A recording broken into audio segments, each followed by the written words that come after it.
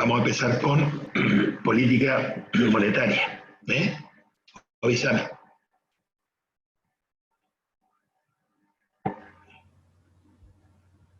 Bueno, ¿están todos? Buenas tardes. Bueno, vamos a... Yo no sé si esto va a ser una clase de repaso o directamente yo voy a tratar de desarrollar lo más sencillamente posible el punto de la unidad 4, de esta superunidad 4, que es toda política macro o macroeconomía, y vamos a tratar específicamente el tema de política monetaria. ¿Qué? ¿Perdón? ¿Perdón? No, había dejado el micrófono abierto Sabrina, por eso ya la silencié. Bueno, le decía que vamos a desarrollar el módulo correspondiente a política monetaria. Ya seguramente ustedes habrán pasado por el punto primero, es decir, la intervención del Estado en las políticas económicas, es decir, el Estado como productor de bienes y servicios, con acciones de acumulación y financiamiento.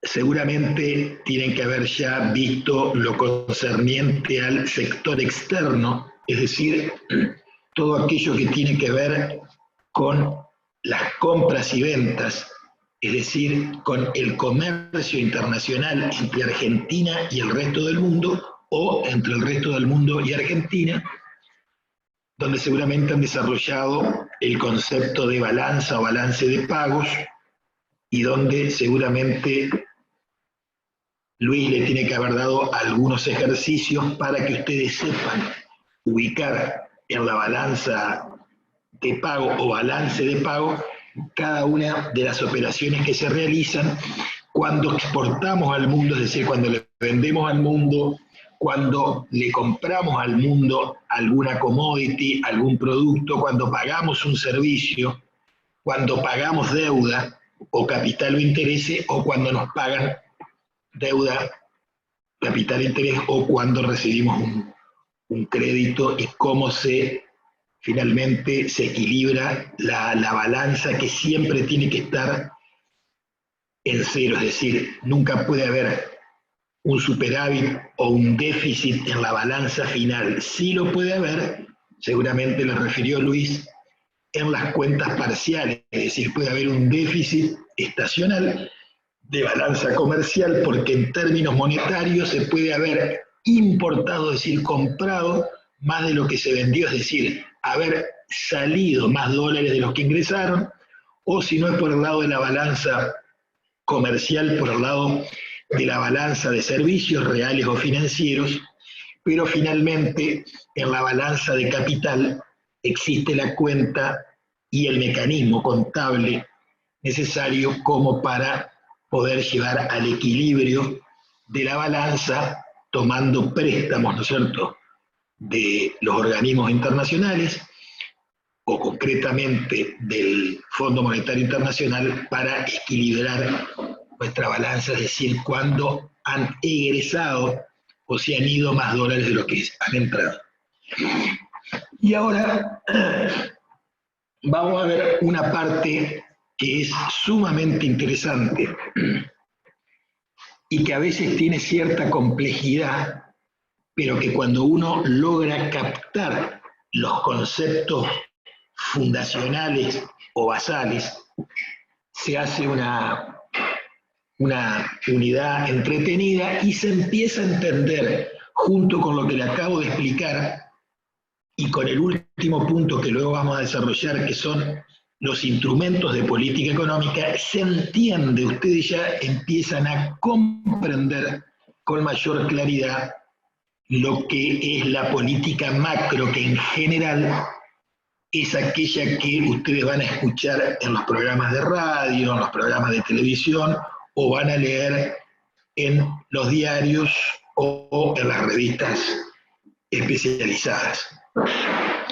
Y la política monetaria es muy importante porque tiene que ver con la cantidad de dinero que circula en una economía, es decir, lo que se llama la base monetaria, que se representa con una B mayúscula, la nomenclatura es una B mayúscula, B larga, por supuesto, y puede ser BM, base monetaria, o algunos lo llaman B sub 0, es decir, una B, y en la superficie donde asienta la B se coloca el número 0, eso también es el nomenclador, si no es BM, es B sub 0 de base monetaria. Es decir, vamos a tratar de que ustedes entiendan qué significa base monetaria, qué es ese circulante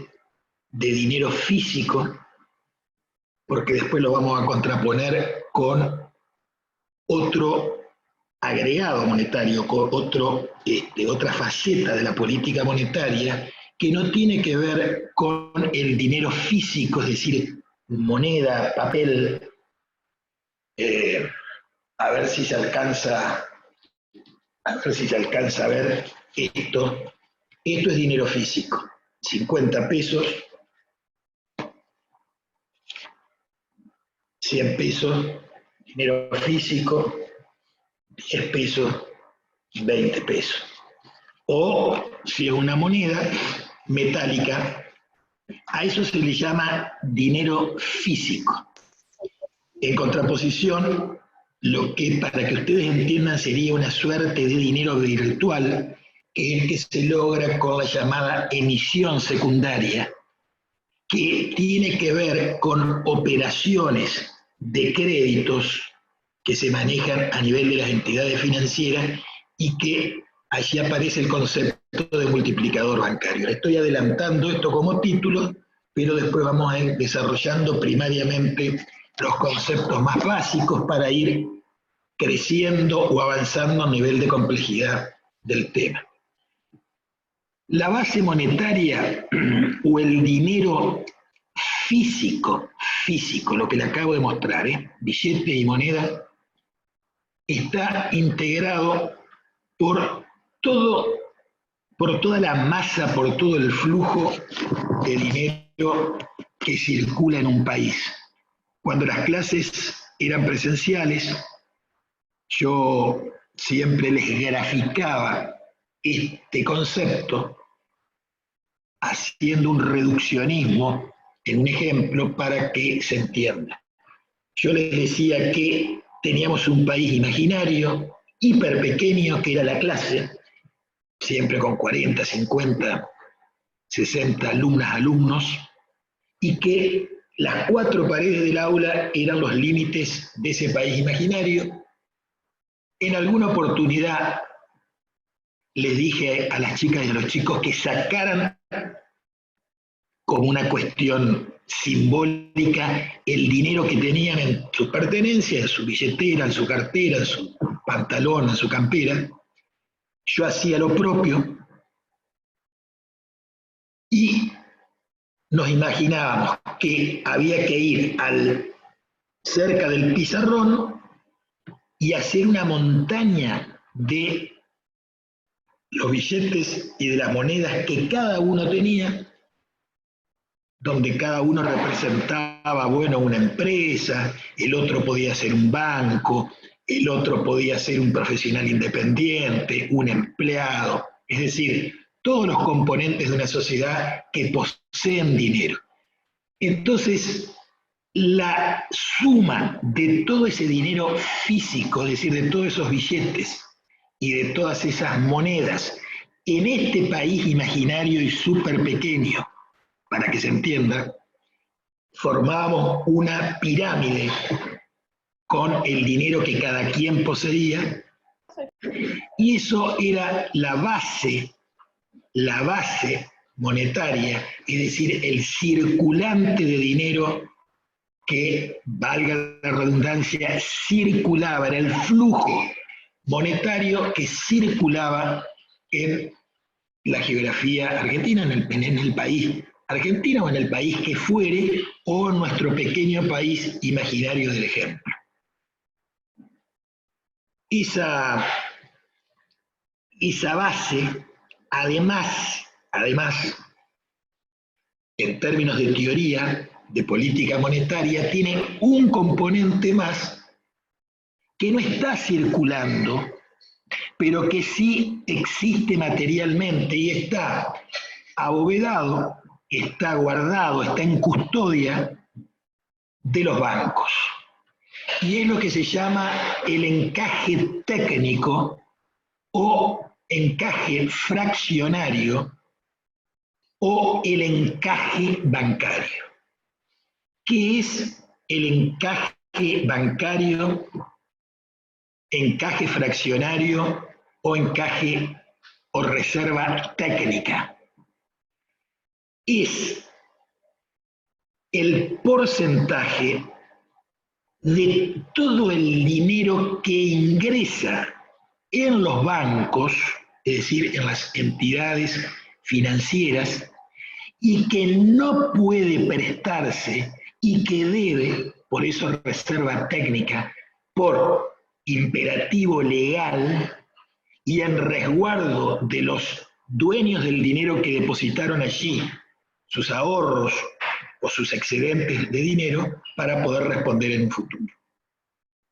Para que se entienda, cada banco efectúa operaciones financieras, es decir, operaciones con dinero. Porque de la misma manera que don Nicolás, el almacenero del barrio, vende queso, vende galletitas, vino, gaseosa, arroz, lo que fuere, los bancos venden dinero. Es decir, los bancos, el negocio de los bancos es vender dinero. El objeto que se vende, el objeto comercial, es el dinero, por cuyo precio se cobra capital y se cobra interés.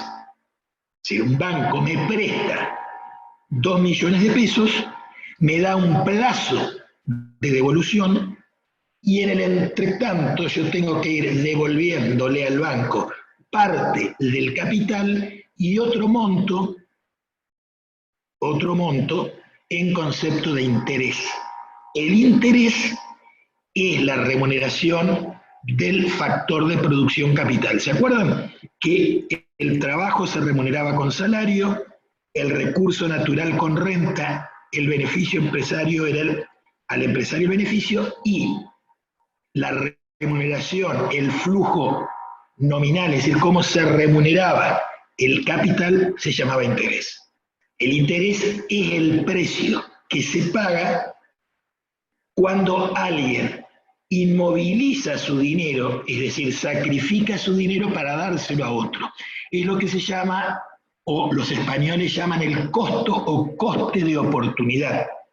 Es el precio que tiene el dinero cuando yo lo presto. Es decir, yo lo presto y como yo me desprendo al prestárselo a un tercero, yo dejo de tenerlo. Ese es el coste de oportunidad. Entonces yo lo que sí necesito que a quien le presté el dinero me pague en compensación, además de devolverme el capital, pagarme ese coste de oportunidad, ese periodo en el cual yo me desprendí por prestarle el dinero y dejé a lo mejor de poder hacer un negocio porque se lo presté. Ese coste de oportunidad se llama interés. Entonces, los bancos llevan adelante siempre 3 tipos de operaciones que tienen que ver, y ya me voy aproximando a otro concepto, a lo que se llaman los agregados monetarios, que ya vamos a ver cuáles son esos agregados monetarios. Ya le adelanto que hay un M1, que hay un agregado monetario M2 y hay un agregado monetario M3. Hay muchos más agregados, pero ya en su momento me observaron los economistas profesionales que para una facultad de comunicación ya el M3 era demasiado, pero bueno, hasta el M3 se podía llegar a entender que era necesario para tener un conocimiento básico de este tema, entonces yo le voy a desarrollar los 3 agregados monetarios. Vamos a ver cómo se conforman estos agregados monetarios. Yo les dije que la base monetaria es el recuento, es la existencia de todo el dinero físico, es decir, papel, billete, moneda metálica, que existe en una economía en un periodo dado. Dinero que se llama circulante porque está en poder, están las billeteras de los caballeros o de las damas, en las carteras, en los pantalones, en las camperas o debajo del colchón.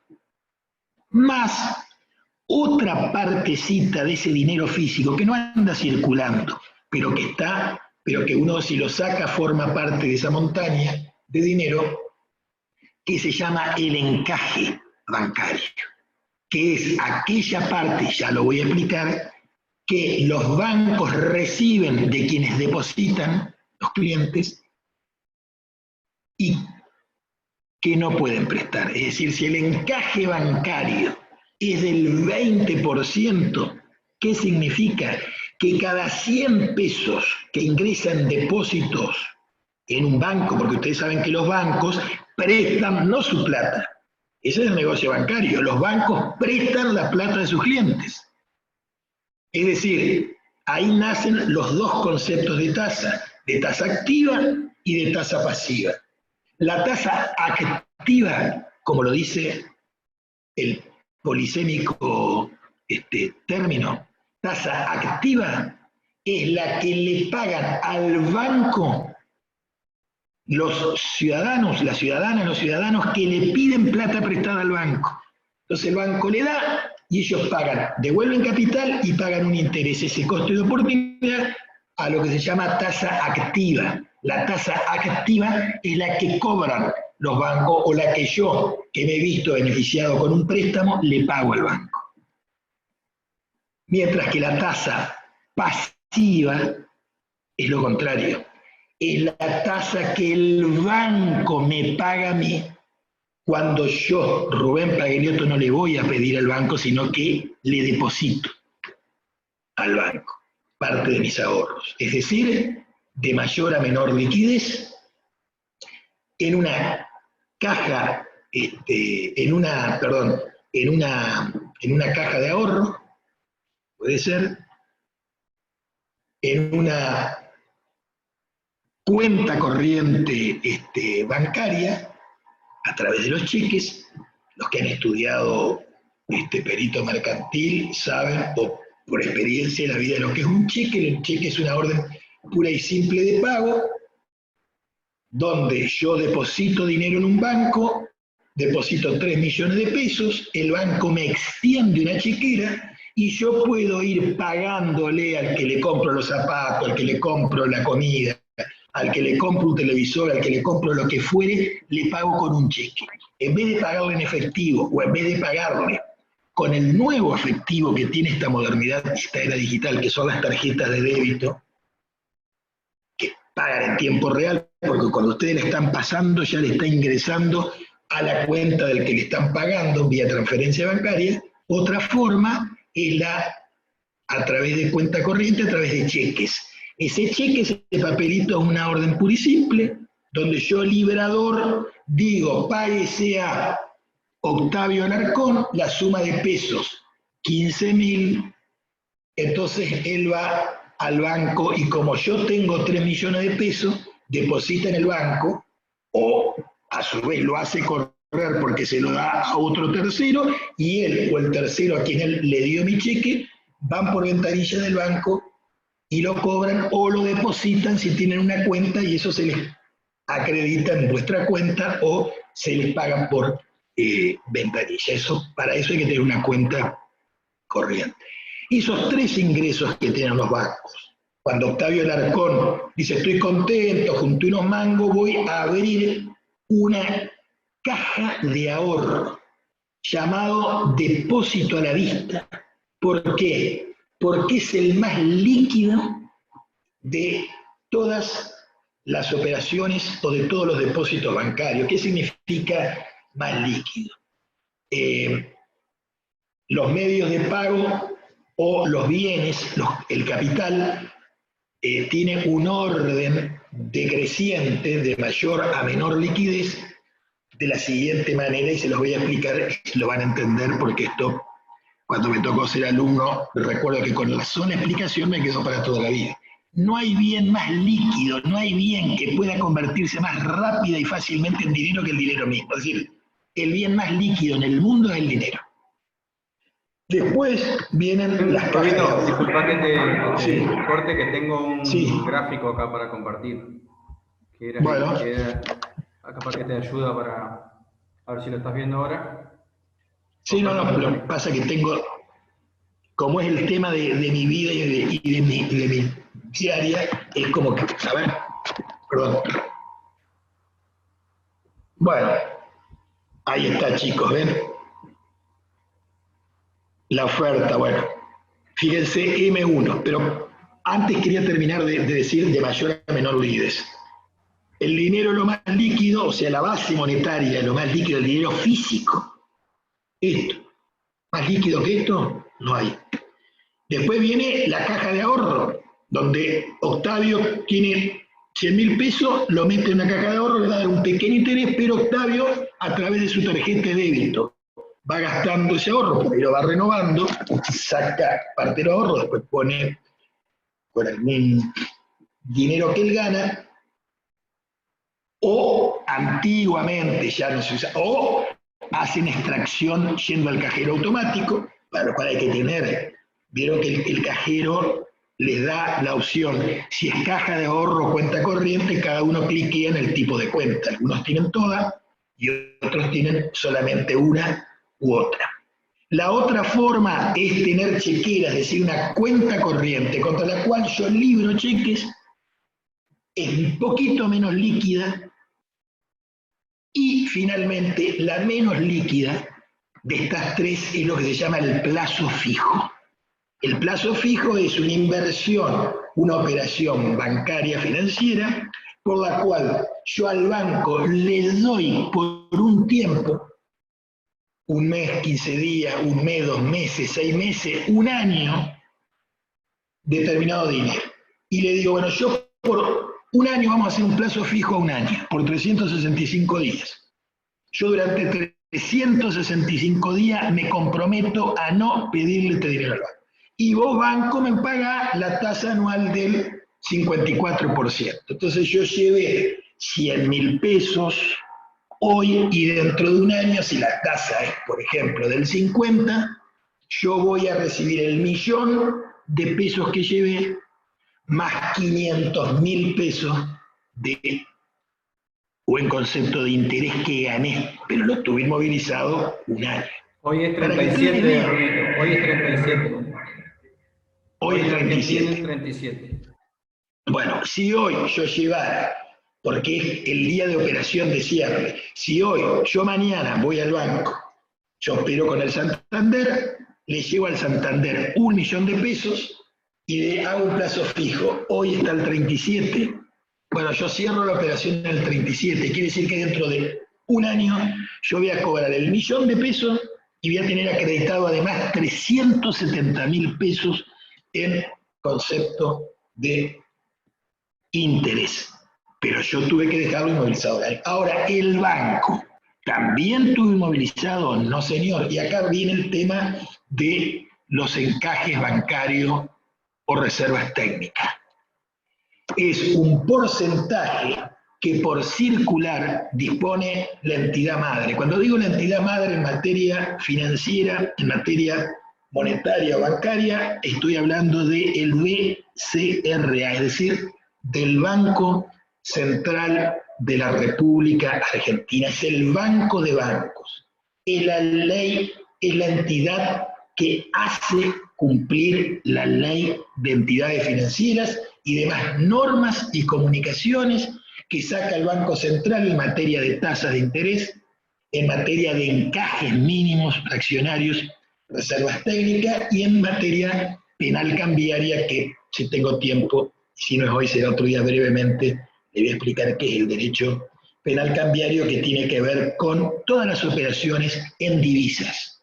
Entendiendo por divisas no solo el dólar, allá que para los argentinos parece que la única moneda extranjera es el dólar, y allá muy lejos a veces el euro y mucho más allá el real. Divisa se llama en el mundo de la teoría económica a toda moneda que no es la nacional. Es decir, que para un yanqui el peso argentino es una divisa, de la misma manera que para los argentinos la moneda suiza es divisa, el dólar canadiense es divisa, el dólar que es clásico, el de Washington con cabeza grande, porque el de cabeza chica o no se los cambian o le hacen una quita, o el real o el euro o lo que fuere. Eso es divisa. Entonces, ¿el banco lo tiene movilizado por un año? No, ese es el negocio del banco.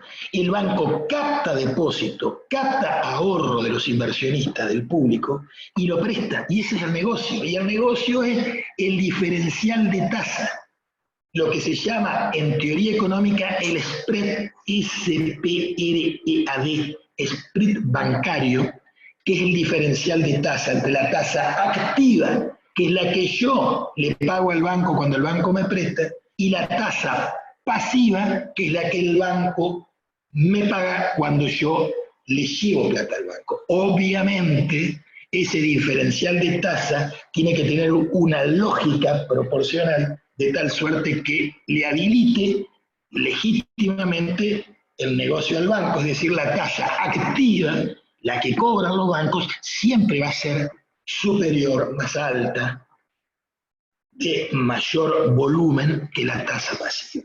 Entonces, si la tasa, como dijo hoy Octavio, está al 37%, lo que a mí me paga el banco, es decir, la tasa pasiva, la activa o va a estar en 38 o en 39 o 40, y le aseguro que es bastante más. Entonces, supongamos que esté en 40 la tasa activa. Entonces, la tasa activa 40, que es la que yo le pago al banco, y la tasa pasiva 37, ese 3% es el spread, es la ganancia empresaria. La misma ganancia que don Nicolás, el almacenero de la esquina de mi barrio, le gana al kilo de queso que él compró a 300 pesos y lo vende a 400. Esos 100 es el diferencial, es la ganancia. ¿Se acuerdan cuando hablamos de las magnitudes mínimas y máximas, que había que mantener y tener una ganancia que permitiera reinvertir, porque si no el negocio cerraba si ni siquiera se alcanzaban los costos? Cierra a los 15 días, si solamente se salvan los costos podrá perdurar, pervivir 6 meses. Y bueno, y se necesita siempre ese diferencial mayor que permita reinversión. Vuelvo al tema del banco, y les decía que ustedes van y hacen un plazo fijo, ustedes van y abren una cuenta corriente, o van y abren una caja de ahorro. Ese dinero que entra el banco lo represta. Ahora, ahí aparece este instrumento esencial de política monetaria, de política económica, y dentro de la política económica, de política monetaria, llamado encaje bancario, definiéndoselo muy simplemente como el porcentaje o la cantidad que por disposición del Banco Central de la República Argentina, que es la entidad que regula las entidades financieras, que ejerce el poder de policía, dispone que debe permanecer inmovilizado. Entonces, si el Banco Central hoy, por una circular A4413/2021 del 17 de mayo de 2021, dispone que a partir de las 0 horas, es decir, a partir del primer segundo de mañana 18, el encaje mínimo significa que los bancos, si quieren, retienen menos, o sea, no prestan menos, pero no se puede perforar el mínimo del encaje que fija el banco, supongamos del 10. No puede ser ni del 9 ni del 8, puede ser del 15, pero nunca superior al 10. El Banco Central dice el 10%.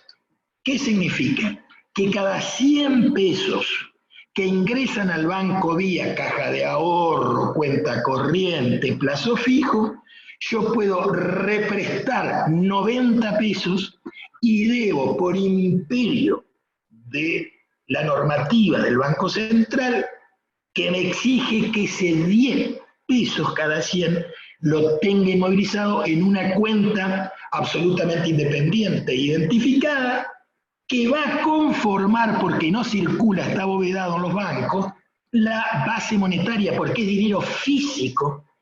Eso, a ver, esto, miren, ténganlo claro, si se ve bien, no, esto, a ver, ven que son 100 pesos, bueno, si el encaje es 10, cada billete de esto que entra, el banco debe retener esto. O sea, esto no lo puede prestar. Y por lo tanto, 1, 2, 3, 4. Solamente puede, de estos 100, puede prestar, acá hay 80, más 10, 90. Me entró esto, solamente puedo prestar esto, e inmovilizo esto, como reserva o encaje técnico.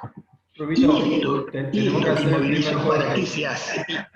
Ahí está, pero esto ¿para qué se hace? Para respaldar a que cuando ustedes vengan a reclamar su dinero lo tengan. Punto. Seguimos. Vuelven a ingresar al mismo link.